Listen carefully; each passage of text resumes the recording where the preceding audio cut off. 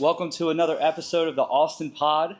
Rachel is currently in Nashville, so we decided we wanted to do interviews with people that are involved in the Austin scene or have a major impact on the Austin world. And the first person I thought of was Travis Tober. He is the owner of Nickel City. I would like to say you're now a friend of mine. We got drunk together before. We smoked cigars and drank rum in a pool in Nicaragua. So we are friends now. Yes. Officially friends. That's the qualifying thing to become friends. So today we're going to be talking a little bit about Nickel City. That's where we're shooting the podcast at today. And I just wanted to do like a light interview, but also just us having a conversation. And we have some highballs as well. Jim Beam highballs, are one of our staples here for sure. It is so good. Definitely past noon. We are not drinking before noon.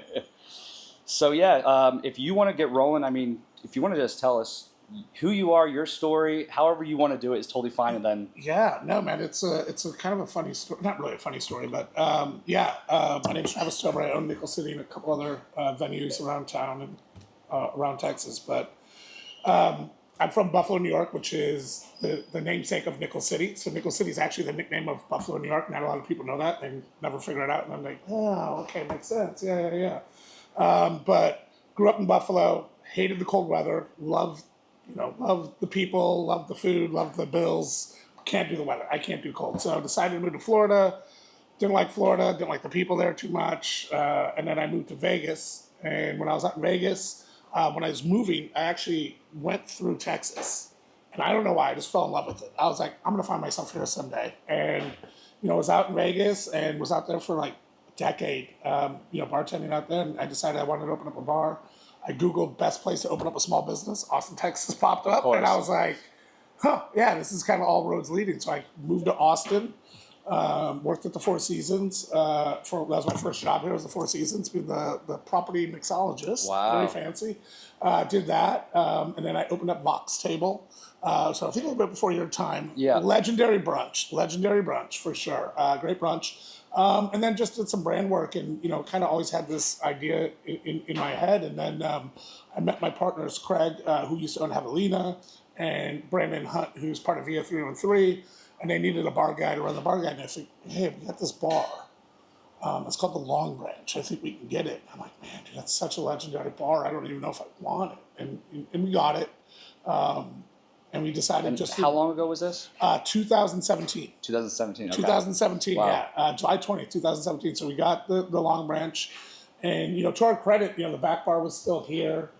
We just, cleaned up the place a little bit, not too much, and just kind of opened up, I guess, which would become a trend, kind of like a faux dive bar that could still do cocktails but isn't pretentious. We were one of the handful of people that opened up. There's a great bar in Chicago called Best Intentions, okay, who I consider as one of my favorite bars of all time, and a very similar vibe.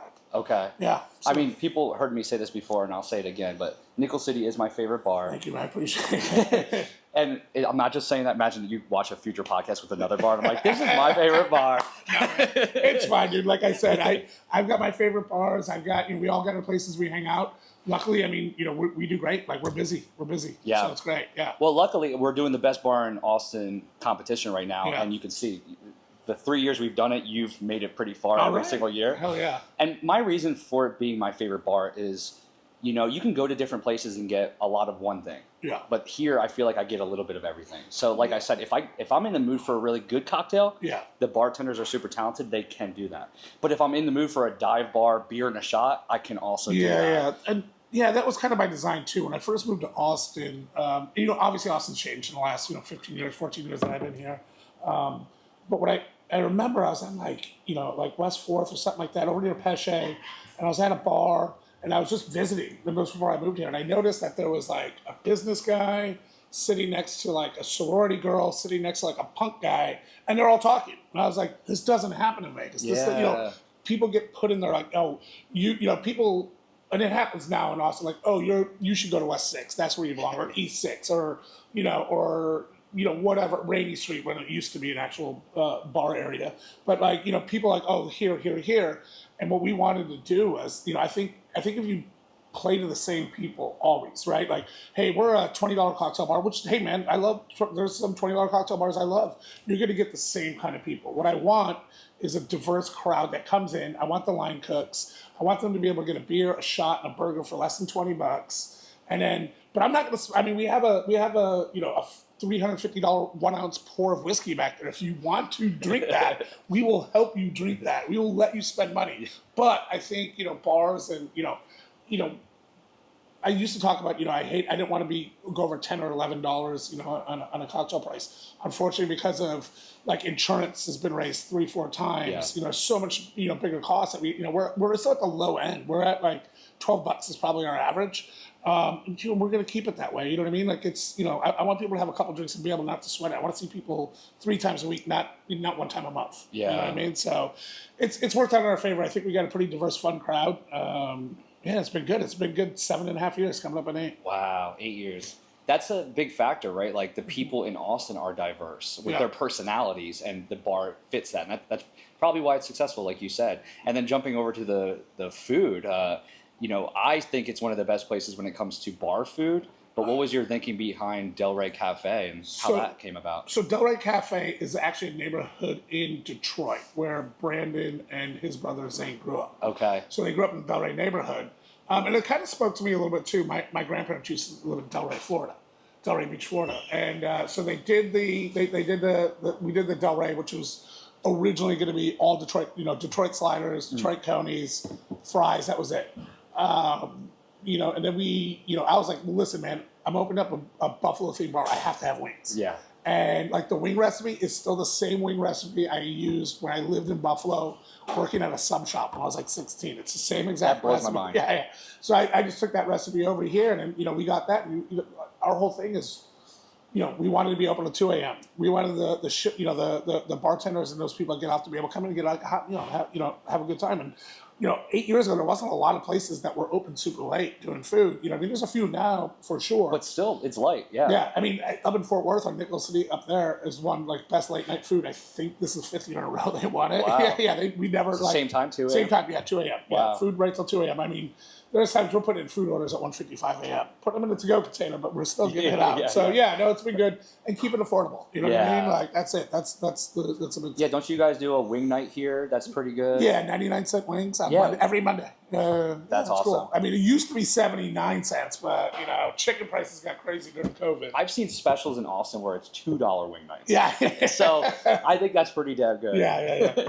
Even Buffalo, there's 10-cent wing nights. Those are long gone. Oh yeah. Times, and jumping back to the drink prices, like you were saying, some people, because I'm on social media with the ATX Drinker page, complain about drink prices. Oh, what does this place got? $20 cocktails? And most of the time I'm like, yeah, they do have $20 cocktails. But the problem, I think, with the mindset is they're also comparing it to how it was 10 to 15 years ago when they used to go out all the time. Yeah. And I'm like, take into account at least some inflation. You know? I know that part of it is places are just trying to make money, but part of it, prices have gone up. Honestly, and there's kind of an epidemic, not a lot of people know it. Consumers don't know. But our insurance here, we almost pay as much as rent. Wow. Our liability insurance. Is that for just bars in general? Bars in general. So there's an epidemic right now in Texas. Like, I would say 50 to 60% of the people pay more in insurance than they do just for their rent. Wow. And that's why you're getting these inflated drink prices, and it sucks because, people just don't factor that in. And I'm like, we pay a lot for insurance, and we've never had an incident. We've never had anything ever happen. I think there's been one fight in here, it was like 5 years ago. It was like the most Austin fight of all time. It was like a bunch of hipsters like yelling at each other. You know what I mean? So we've never had an incident at all, and it's crazy. Yeah, but that's probably a big reason for a lot of the people, a lot of the process. At least I think so. That makes sense. Yeah. One thing I wanted to ask you, especially because you've been all around the U.S., you've been even to other countries. How does like Austin's bar scene differ from all these other cities? So my favorite bar city is New York City. I think that is the king of, dive bars, neighborhood bars, Irish bars, cocktail bars, whatever you want. It's right there. But that's everything, right? Yeah. I would put Austin for sure in the top 3. Wow. Yeah, top 3, top 4. I think it's better than Chicago. I think it's probably New York, LA, and here. Okay. And in Texas, I think if you want to talk like bar scene, I think Houston and Austin are always kind of like battling right here. Okay. Me personally, I don't love Dallas's drink scene. Yeah, me neither. You know what I mean? It They is got what some it is. stuff, but- Yeah, they got some stuff, right, for sure. But like, I think Fort Worth is most underrated. San Antonio goes through stuff like this too, but I think Austin and Houston are always right there as far as bar scenes. And the United States, like, listen, Austin, you can drop somebody off in the middle of Austin and they're gonna have a goddamn great time. Yeah, right. that's true. If you go to LA, which I do love that bar scene, you need somebody to take you around. It's so spread out, something like that. New York is like that too. You drop somebody in New York, they're gonna have a great time. What about Vegas? Vegas is awesome, man. I Really? mean, but you know what I mean? Vegas is like a different kind of awesome. And I go 3-4 times a year. I'm a big supporter of Barmania, which is a charity that raises charity for St. Baldrick's, children cancer, stuff like that. So I'll be up there next month. Vegas is cool. You just, again, like I go to Old Downtown and you gotta, once you're plugged in and you know people, it's great. The neighborhood bar scene in Vegas is not great. Okay. Yeah, so more tourists and stuff like that? Or? Yeah, I would say Old Downtown's good. There's a couple like the Arts District has kind of popped up. There's a place under Jive Turkey. My buddy opened up. It's awesome. They use the same branding team as we did. So that's starting to go off. But like, if you're in like in the suburbs or the neighborhood, like there's 4 bars on every corner because they make money off the gambling. Okay. So you come in there and like you'll go to like a neighborhood bar. There's like 3 people. There's no vibe. It's just people gambling. It's not fun. Interesting. Yeah, but like if like on the strip and stuff like that, you know where to go. Yeah, it's really fun. Okay. Yeah. Wow. Nobody will shame you for drinking Jaeger at 6 a.m. Surprisingly, I've never been to Vegas. That's Well, but yeah. we got to change that. I'm originally from Jersey, so like you have to go across the country, Yeah. and I've always just picked closer places. And you have New York, D.C., Philly, Yeah. Baltimore. Yeah, they're all you're right. It's just there. so much. Yeah, exactly. that was always my big reason. But I do believe like Austin is special. The one thing that really stands out to me compared to other cities is the live music. Yeah. I know that it's not what it used to be, but there still is that aspect that it's easier to find live music than it is in other cities. Oh, definitely, for sure. You know? I mean, I remember coming here, visiting, and I was at the Mina Cat before it changed, when it was just serving beer. Okay. And it was the coolest bar I've ever been in my life at that time. Mina Cat's still great. Yeah. I think it's great. But it used to be just beer, and it's like a total shift of room. And I caught this guy, Graham Wilkinson, and he's like a local artist, and he's playing. And I was like, dude, how is this guy not like a rock star? And it's just, and I talked to him. He's just like, hey, man, I just play music in Austin. And you do this for a living? He's like, yeah. Me coming from Vegas, because he was playing his own songs, and I wanted to hear it. It wasn't a cover band. Like in Vegas, all cover bands, all that kind of, you know what I mean? Nobody does their own original music. I can see that. And it's like so much original music that I want to hear. And now Graham plays at my bar in Lockhart, No way. Opal, once a month on Sunday brunch. Oh, wow. And I was like, dude, this is like the guy. I tell him a story all the time. Like, dude, you're the first live music I've ever seen. He's like, dude, that's crazy. Wow. Yeah, it's fun, man.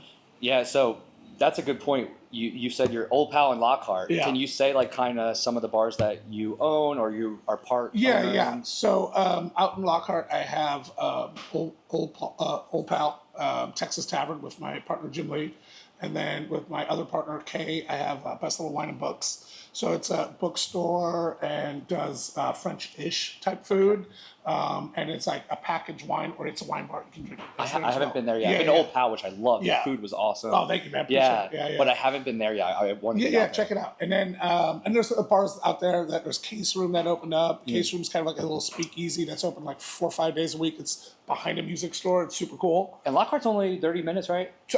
From here, you can get there in 30 minutes. Yeah. No traffic. No Yeah. traffic. Okay. Like, the only traffic you're going to hit is on 7th Street when you go over to the highway, and then you're all highway. Okay. Yeah. So short ride to a yeah. fun town. O'Donnell's just opened up, which Okay. is one of the original owners of Whitehorse, Dennis O'Donnell. Oh, opened it up. interesting.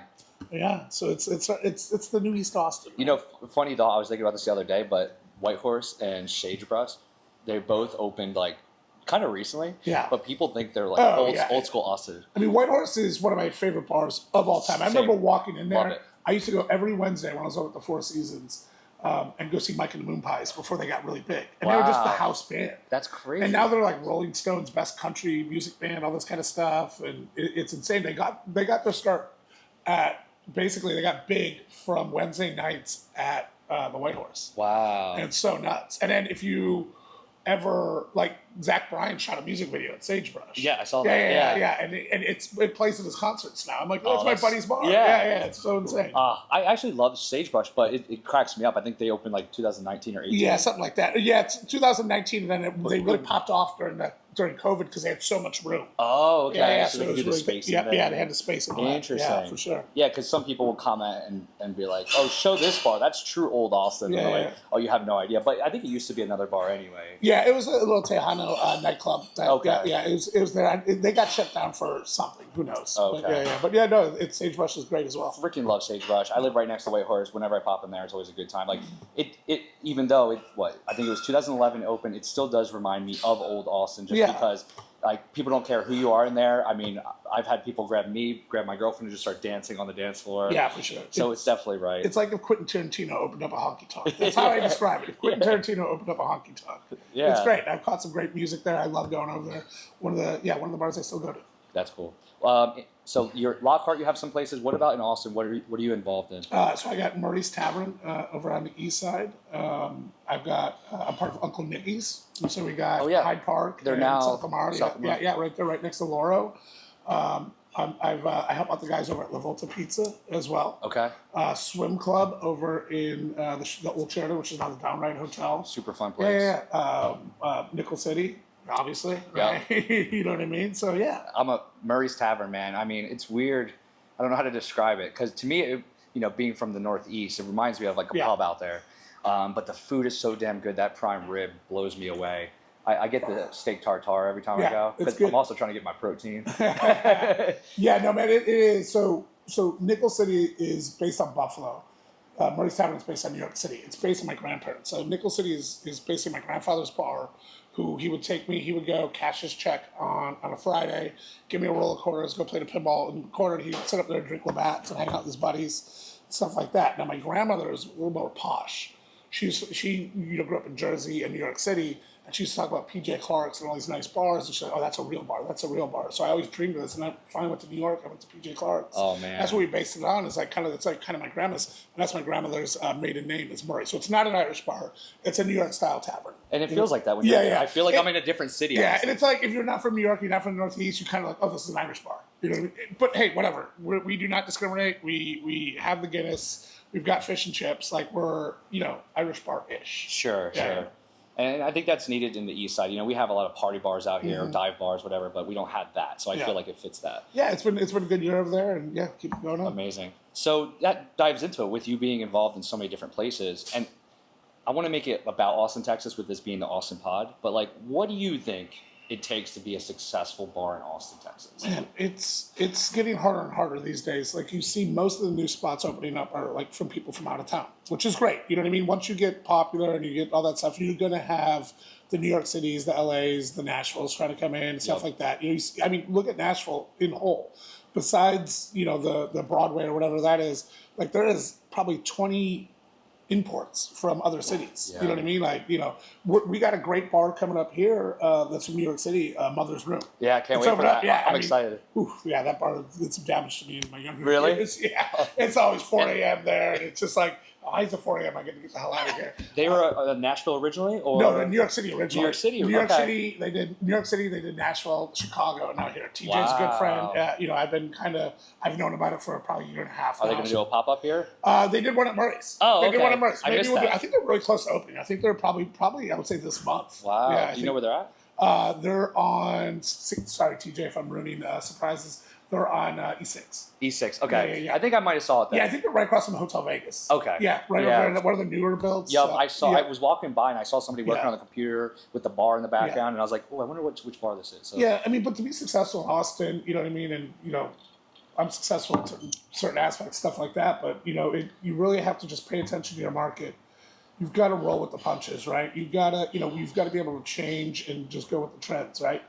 If you would have told me that we had 8 or 9 no alcohol or low alcohol cocktails on the menu, 7 years ago, I would have said you're crazy. Yeah. But we did that. If you would have told me we had a CBD seltzer, I would have said no way. Yeah. And we got that. We've always changed. Like we used to have a Boilermaker menu, right?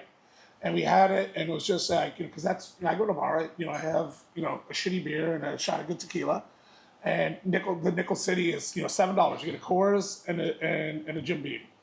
It's $7, right, Andrew? Which is funny. I'm actually working on right now. I saw that. So, I was confident about telling you in person. Yeah. You already got like 20 people that said nickel. $7. Beer and a shot, that's right? Amazing. So it's like beer, shot, and a burger and fries. You can probably get for $20. Okay. Right. So that was my whole point on that. And it started out at $5. You know what I mean? But just like prices went up. But we found that not everybody was doing the Boilermakers. Everybody drinks differently, and this bar has evolved. So we do highballs now because people like the highball, they like the lower ABV, all that kind of stuff. It's funny at Murray's because like I see a lot of the regulars that used to hang out here. Now they hang out at Murray's, Okay. and I call it it's my adult Nickel City. Yeah. So, it's true. Yeah, so they kind of graduated like, hey, we don't need all the hubbub of Moe's Tavern pop up or whatever. We'll just be right here chilling, having a Guinness and stuff so like that. funny. So it's kind of cool. Wow. And then that's a great point. Going with the changes, I feel like is such a factor. And I know you're a humble guy, but it's hard. I mean, I see these bars pop up and they're gone in 2 years. Yeah. Or so many places are closing. So it's like just to stay open is almost successful. Yeah. I mean, the goal is always 10 years, right? Once you hit 10 years, you kind of like, you're an icon. Like White Horse is going to be there for another 20, right? Once you hit 10 years, Shangri-La is going to be there. They're all going to continue on because like once you hit 10 years, you're just a staple. Yeah. And it's like as long as you gravitate towards the new people coming in, and you know what I mean, like I tell people all the time, like, hey, welcome to Austin. Right, even though I live in Lockhart, I kind of sold out a little bit. But welcome to Austin. Hey, be cool with Austin. I know where you're from and where you're at. And like, we're a Buffalo, New York bar, but I never like, hey, we're New York. This is how we do it. No, you do it how you do it in Austin, Texas, right? And I think you've seen a lot of people come in from out of state and like, well, this is how we do it in New York, or this is how we do it in LA, or this is how I go. Guys, I get that's how you do it there. This is Austin, Texas. Yeah. You gotta take chill, relax, and if you love the city, it'll love you back. Yeah. Right. Like listen, I'm not from Austin. You're not from Austin. There's not a ton of people from Austin. There's a lot. But it's just like, it's a changing, when you have something great, people are going to keep on coming, having a good time, having fun. And it's like, hey man, we embrace you, kind of like chill and follow our rules, right? You know what I mean? If you follow our rules and you don't be abrasive, like I hate when people are like, oh, back in New York, or back in this is how we did it. Like, fuck off. This is how we do it here. Exactly. This is how we do it here. And I've adapted to that, and I'm just like, and I tell new people come in like, hey man, this is how you navigate it. You know what I mean? And it's like, I know this is how you do it, but this is how we do it here. Yeah, that was always my thinking about with me moving here is I moved here because I love the culture and I'm evolving into what it is here. I didn't come here for other reasons like a tech job or some shit like that. So I mean, I was just in Detroit. Detroit like completely changed because of tech. Yeah, it's insane. It's wild. But That's another factor, and I don't want to like just bash the people that are like, fuck, Austin's changing. Yeah. But every city's changing. Every city's changing, man. Like every city's changing. I've been in Lockhart for 4 years now, and I hear all the time for the locals, oh man, Lockhart ain't the same anymore. I go, dude, it always changes. Yep. Things change. As long as you can, put the governor on it and you kind of moderate it, it's gonna be a good thing. Like if you have a good product, it's gonna be busy, right? Yeah. If you have nice bartenders and you're just overly nice and you have good prices and people leave, they're going to be back. It's going to be popular. It's not rocket science. So it's like, of course we're going to grow. And hey, growth is good. As long as we don't, forget who we were. Yep. That's it. Again, not that, I'm sure the comments will be like, this guy's for sure. Austin's changed, right? You know what I mean? I remember being day one at Franklin Barbecue down there. Like it's all changed. And I think it's changed for the most part for the better. I mean, and I'm still like, like an old guy yelling at a cloud, like, where did this building come from? And I catch myself. I'm like, hey, man, change is going to happen. But for the most part, I think it's good. Yeah, I agree. When it comes to bars, one thing I get messaged about a lot from bars or brands, whatever, is they're like, what can we do to bring in more business? So do you think like doing special events is important, doing special drink specials? Does that move the needle for you? For sure. And I think, with the bar scene as a whole, right, we have smaller attention span. And it used to be a roadmap, right? You open up a bar. We have a happy hour from, 2 to 5, 2 to 6, whatever it is, all day on Monday. It was the same shit, day over day. So when I talk to bar owners and, aspiring bar owners, I'm like, listen, man, program. You got to program your bar. You need to make people want, and one of my goals, 4th of July is always the shittiest day in bars. Oh, really? Yeah, because everybody's out grilling. Okay. Pools, shooting off fireworks, celebrate America, whatever. You know what I mean? It's never been a good day. So we did like the Coney dog eating thing. I think it's like 7 or 8 years. Yeah. I think it's like 6 years now. And we call it like the messiest 8 minutes in Texas. And we get just play the Coney dogs. We get these people to sign up and do it. And I'm telling you, at 3 p.m., 3 or 4 p.m. on July 4th, you cannot walk in here. It is that loud, and I'm up there on a megaphone yelling at people, and it's good. You know, you got to have fun. You know what I mean? There's bars everywhere now, and you know, like, you just need to make it. And not necessarily, it's not about the money; it's about the fun, right? Listen, we're all here to be entertained. You know, bars are supposed to be entertainment. Like, everybody knows what's in the Negroni now. I mean, we're drinking Jim Beam and club soda, right? Like, you can make that at home for much cheaper. Yeah. You go out to bars to be entertained. Yeah. So that's what we always try to do. We always are like, hey, let's entertain people. They know what's going on in cocktail culture. They know, you know, everybody has the internet now. Yeah. So it's like, you can have a drink at home way cheaper, but you're out for social experience. Yep. That's why COVID was terrible for me, because it's like, I'm a social person, and this is my social outlet. It's like, I don't give a shit about the drinks or the cocktails, whatever, or cocktail bars. I care about going around and being surrounded by people. Yeah, that's such a factor. If Yeah. people wanted to just sit home and save money, they could do it. We hear it every year for like the most, like, oh, it's too busy, too busy. I go, I don't care what you say. Everybody wants to be in a busy bar. Yeah. I mean, there's like busy. Oh, yeah. I hate that all the time. Like, oh, that looks just crazy to me. Yeah. It's too many Like, people. You still want to be around people. Yeah, you don't want to be the only person there. You trust me, you can find that. Well, that's another thing too. Is the challenges with opening a bar, I also think, is there's almost too many here. Yeah. I mean, do you feel like that's a factor, right? Like, everybody was like, let's go to Austin, let's open a bar. And now you need some of them to kind of like die off because everybody's trying it. We have a little bit of oversaturation right now, especially East Side. You know, in part because we are the first major city to get rid of parking requirements for bars and restaurants. Wow. For buildings. We literally said you need no parking to open up now. That's crazy. Insane. The first major city I actually didn't know that. Yeah, no, that's it. That's it. So, like, you know what I mean? Like, now you'll see these people that were trying to lease out a building, like, well, the highest and best use. That's what they call it. The highest and best uses means the most money in. It usually goes to restaurants and bars. And again, restaurants and bars, I mean, probably the average is like 5% profitability or something crazy like that, something super low. But yeah, we got rid of, so there's like this oversaturation. Now you see Austin's hip. So you got, you know, there's a Boa Steakhouse on West 6. And I'm like, driving by it, I was like, you know, that's from LA and Vegas. Like, that's wild that that's here. And, you know, no shame. I haven't been, but like, it's crazy. And it's just like, I was literally talking to somebody the other day, and I was like, yo, I don't even know what's new anymore. I don't know what's new anymore. There's so many new things. It's Somebody true. said this, and I was like, where's this? They're like, Austin. I was like, I had no idea. Yep. It's wild. Especially with what I do, it's important for me to show what's new because it just does well. And there was a time where I had to make sure I was like as quick as I could to get there. Now there's so many new places. I'm like, I can take my time. Yeah, exactly. Oh, I missed that one. There will be another one next week or whatever, you know. Sure. Do you have any things planned in the future for new bars or any ideas? You or know, think Austin needs? I mean, I don't know about Austin. Austin's kind of, you know, again, oversaturated. So I don't want to add things to here. I mean, you know, I love Lockhart. I'm always looking for things. I got something maybe in the works out there that I think's gonna be really good, really needed out there. And you know, I'm always kind of looking. You know, I mean, it's what I do. I open bars and restaurants. Yeah. So it's like if something pops up and it makes sense.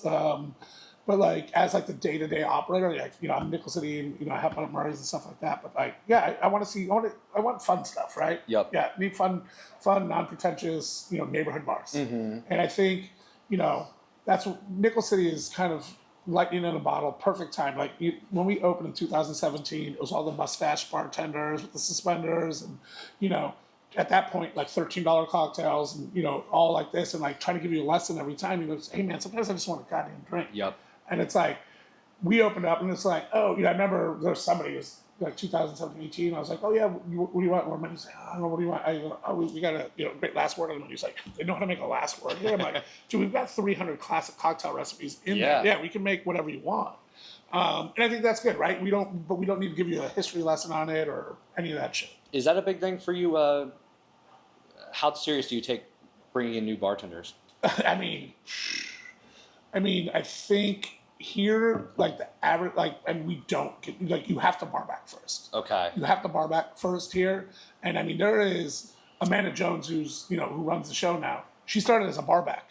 She was running bars in Nashville. She was the bar manager. So you could come here with 10 years experience. Yeah, you're still bar back. Bar back. Yeah, the people hit me up and say, you hired him. Like, dude, bar back. They're like, okay, cool. So bar back for like what, like a month, 2? I'm like, year and a half. Wow. I mean, I think Andrew, who's here now, I think he bar backed. You know, he was running the little brother, and he eat bar back for like an hour or a year and a half before we even got like one shift.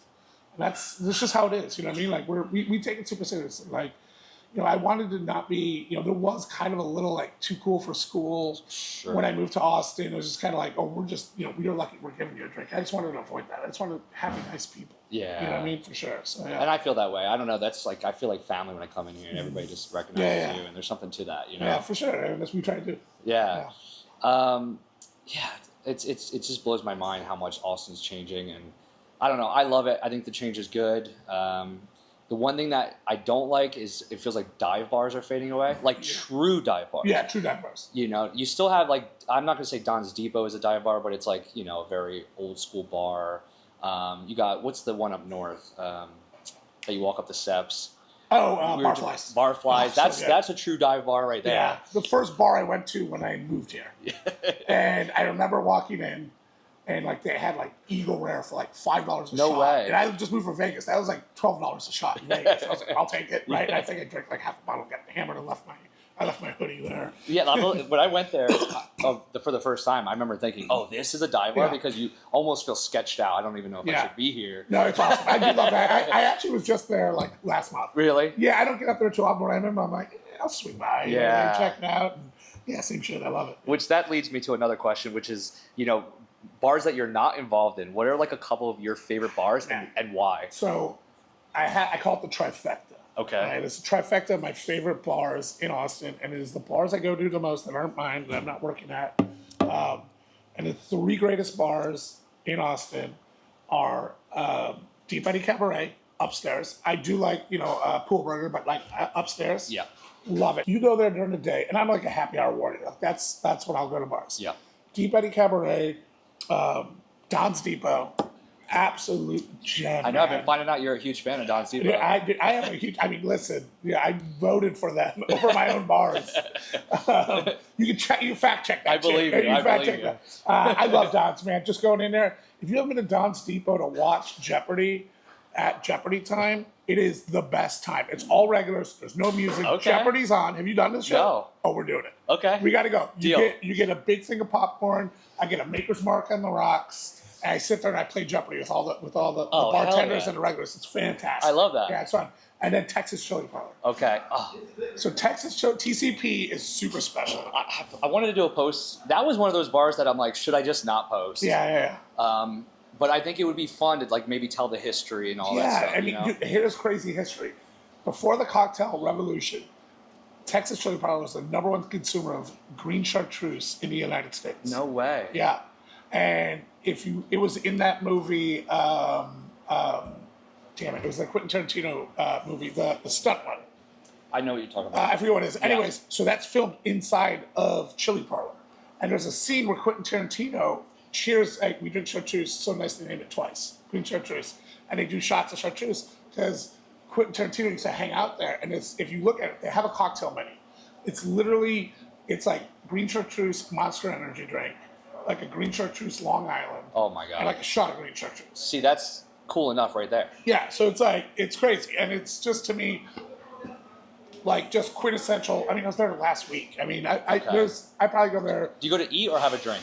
Like both. I'll go lunch. I'll go there on occasion at nighttime. And actually, that and the Hole in the Wall where I met, which is another one of my favorites, classic. I do like always it there a lot. The hand squeeze margarita at Old Pal is based on an interaction I had at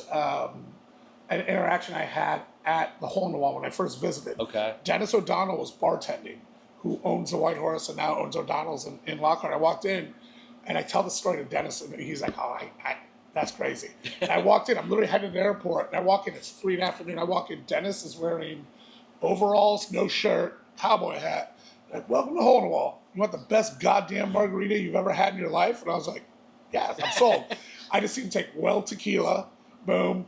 A little squeeze of agave, and he takes a lime, rolls it, cuts it in half, shake, dirty dumps, gives it to me, and I was like, it's the best goddamn margarita I've ever had. So that whole, so we have a handshake and margarita. That was our kind of like our ode to Hole in the Wall, which got it from Texas Chili Parlor back in the day. Yeah. Yeah. And so, do you know, bouncing off of that, do you have any Austin stories that come to mind for this, or any special memories from Nickel City? Either or. So, I mean, any special Austin memories that involve bars, or just your life that you think is crazy? I mean, there's so many. I mean, you know, especially in the old days of Austin, just like I think you did a post on South by Southwest. Like literally, you can walk into a dive bar and you know it's Snoop Dogg playing. You know what I mean? It's like what? This is happening, man. It's crazy. I mean, there's some really cool stuff here. I remember, you know, we had to cancel. I think that was our fourth. It was either our fourth or our fifth anniversary because of COVID, obviously. Okay. And then so we split it up, and we split it up. We're like, hey, we're doing the 4-5 anniversary, and we went all out, man. Like, you know, Rashid from Beam Centauri, fucking like we did nickel old fashions all damn day, right? We had guest bartenders. We had some of the best bartenders from not only the United States but like in the world that were bartending out of cash only, all for charity. Oh, cool. Like it's like Ian Griffiths from White Lion in London bartended. Like some legends like Erin Hayes, who like basically kicked off the Tiki movement. She's the one that started Black Lagoon pop up. Like these guys are all just bartending for charity out there. We did that for 4 or 5 hours, and then at the end we had DJ Mel. So if you don't know, did the longest running hip hop night at Nasty's back in the day. I think it was like Wednesdays. Well, I didn't know. You roll into his pack. I know DJ Mel, but I didn't know. Yeah, and he's also Obama's like official DJ. So we had him here, and it was like COVID just not just ended, but like done stuff like that. Yep. So he was playing, and like I literally teared up because I sat in this bar during COVID. And we literally packed hats. We sold hats to pay rent. You know what I mean? And it was just such a cool moment having all my friends come in. There was some random people that showed up from, how to say, it was just like, we're here for the anniversary. Yeah. It's great. Yeah. Yeah, COVID, were you doing like the things that a lot of people were doing where they would do like, you could buy a cocktail kit type of thing? Yeah, we did a cocktail kit, man. We did. I was so depressing, man. We would sell like 5 a day. I would sit here for 8 hours and just like sell 5. And it was brutal, man. But we recognized some of the regulars that came through and supported, and then we did that. Like we did like a Miami Vice pop up. It was all Frozens to go. Oh, that's cool. And we crushed. It was really cool. That's when I became an alcoholic. Yeah, I think a lot of people did. I drink less because I'm a social drinker. Yeah. I like I got a million bottles of booze at home. I hardly ever drink at home. I will say now I am like that. Yeah. During COVID, we had nothing to do, so me and my buddy started the Whiskey Boys. Yeah. And we would just go to the liquor store, and we were bored, so like, let's go again, let's get a new bottle, let's try something. But now, I'm a big whiskey guy, but I go out so much. Like, he has a whiskey collection over 1,000 bottles. Jeez. But that's what he does. He just goes home. Yeah. And he has a kid now, so they just watch movies, sit on the couch. Yeah. I'm like, cool. I'm like, I'd rather just pay for a pour when I'm out. I could try new stuff, exactly, for sure. So it's definitely different. I thought that was cool that you brought up the cash only. So if you're not familiar at Nickel City, in the back you'll see a sign that says cash only, and is it just usually just charity events? Yeah, it's all charity. 100%. Okay. Every dollar gets donated to charity. And then what's the thinking behind it? You just invite other special bartenders? Like it'll be either like special bartenders coming into town, or like if there's like we've done hurricane relief for Houston, other things that just come pop up. I remember right before COVID, we had a great cash only. It was Attaboy in Nashville got hit by a tornado. Oh. And 2 of their bartenders actually passed. They got killed by the tornado. No way. Yeah, insane. And if you don't know, Attaboy is like rated one of the best bars in the world. And in Nashville, they have an offshoot. And I actually went to that one. Yeah. So that they had like 2 bartenders that got hit by a tree falling down. Insane. And like I think we raised $1,000 for like their charity that was going on and stuff like that. Yeah, we just donated all the charity. That's really cool. Yeah, it's fun. I think we probably raised like over $100,000 or $120,000 now in like 7 years. And there's no real rhyme or reason to it. Like somebody comes to town like, hey, I was like, oh, hey, you're a well-known bartender. Why don't we throw you back there and make money for charity? Yep. That's cool. Go-to drink? Okay, so if I'm out, and me being a cocktail guy, I kind of... Because I know you're pretty laid back with it. Yeah. I mean, I am a cocktail guy. I love cocktails. I love enjoying it. But like 20 years in the cocktail industry, I'm like, we're drinking highballs. My go-to now is a shitty beer or high noon. Okay. And a really good tequila. Yeah. Oh, like, tequila. Okay. Yeah. I'm good. I own whiskey bars. It's just like all this stuff, and I just kind of living in Texas so hot. We're seeing the trend where agave and tequilas take off. I just like a really good tequila. A high noon and like a warm day. It's pretty damn good. If I had to choose one cocktail though to only drink, it'd be the Negroni. Okay. equal parts cocktail, really tasty, just bitter enough, just sweet enough, just boozy enough, and I think that's like my favorite. Doesn't Nikki's have like a Negroni machine? We have a Negroni menu at Uncle Nicky's. Oh, Yeah, that's cool. Strictly Negroni menu. We feature the Hawksmoor. Is it Hawksmoor? Yeah, the Hawksmoor sour cherry Negroni, which is my favorite Negroni. It's in New York City. Great steakhouse. They got a sour cherry Negroni. I forget what else we have. Just sort of like a regular Negroni and a tropical Negroni. Cool. Stuff like that. Negroni is like the easiest, most riffed on cocktail. I think it's fantastic. I love that. Yeah. So man, this was fun. Yeah, it's real fun. It's a good time, man. You know. Yeah. I like hanging out. We'll do a tour sometime. That's what I was we'll just go. We'll do high lows. We'll do some dive bars, and then we'll go do like some cocktail bars. Maybe we'll do that on the ATX Drinker too, because it'd be fun to kind of go with you to like Murray's, because I think this story is so interesting to me about how it's part of your family and all that stuff, and then like do a trip to Lockhart, and you can just give a tour, and we can kind of show that in like a whole vlog style type of thing. We'll go do some day drinking, man. If you my favorite day drinking spot right now, Dead Rabbit on 36. I talked so well about Dead Rabbit. Yeah. They're gonna last, and they're already busy. They're already busy. I remember everybody got here, they're all up in arms about the prices and all this shit, and I was the first one to defend them, and I was like, do we have Murray's? It's like arguably kind of an Irish bar. You know what I mean? Everybody's like, oh, do you like Dead Rabbit? I'm like, yeah, I love Dead Rabbit. I love Dead Rabbit. It's because I love drinking during the day at 36. So awesome. Like Casino El Camino, during the daytime, you leave there, you walk down to Dead Rabbit, have a Guinness, and then like right at 5, Here Nor There opens up. Yep. And then you walk over to Here Nor There and have a Guinness. Do you just go into Here Nor There, or do you text someone? I'll text somebody. I'll literally just like ring doorbell, like, yo, Tober, let me the fuck in. Because they all hang out here at Murray's. Gotcha. So I know all the boys. Because I wanted to go the other day, and I'm like, should I freaking do the app, or should I just DM them? Yeah. Because I know they would let me in, but sure. Unless they were packed, but you know what I'm saying. I'm always over like 5 p.m. Exactly. Yeah. No, surprisingly, I'm just like you. Yeah. And I'm actually a little nervous about my brand. As I'm getting older, I used to get like crazy content at midnight. Yeah. But now I go home at like 10 o'clock. Now you're doing DJ shows at 10 a.m. Yeah. So I'm changing. I'm like, shit, am I going to be able to do this about 45 or 50? You'll be not hanging out at Nick, you'll be hanging out at Murray's. Graduating Murray's. And that's what, like, my natural evolution would be that. Yeah. But, with my page, I want to show everything. So I want to show, like, okay, the people that want to get wasted on West 6, let me still show you what that's like. But let's get you down to Lockhart, too. Yeah, I want to do that. Lockhart is very cool. It is kind of like the New East Side. Tons of musicians. We just got recognized as an official music destination by the state of Texas. No way. I didn't know that. Yeah. So we do that. When Old Pal opened up, we were probably one of not the first ones to do live music, but consistently Thursday, Friday, Saturday. And now any night on a Friday, Saturday, you can catch 9 shows. That's cool. And you guys do, every once in a while, like a liquor brand will come in here, and then you guys will take a bus. Yeah, we take a bus. Yeah, we get it's a bus. So they pick up the bus here and they head out to Lockhart, eat fried chicken, do karaoke, and head back. I'm pissed I haven't done one of those yet, but it's usually like a Wednesday, and that's like one of my nights that I don't go out. There's one coming up on Tuesday. I'll put you in contact with Megan if you want to go. Okay, I'm definitely intrigued to do it. All right. One last thing, because it just popped in my mind, but you were doing consulting or what with Aviation Gym? Oh, way back in the day. Oh, not recently? Yeah, not recently. I just thought it was interesting. I know, we laugh about it. You only, met with him a couple times, but you know him. Yeah. As Ryan Reynolds. Yeah, for sure. Great guy. It's just funny because this is, I try to have the perspective of somebody who's new to knowing you. Yeah. And when I just first met you, I was like, oh, cool, owner of Nickel City. And then I find out that you're involved in all these bars. And then I freaking traveled to New York City, and they were like, you know Tober? And then I was in Nashville. They're like, you know Tober? I'm like, how the fuck do you know Tober? And like everybody knows you. And then I found out that you were involved with Aviation Gin, and you were actually working with Ryan Reynolds to do marketing and all that stuff. Yeah, it was fun back in the day. It was a good time. So yeah, you're somebody that is involved in many different hats, and I find that cool. But I'm happy to have you as a friend now, and it just happened naturally, which is pretty cool. Cool, man.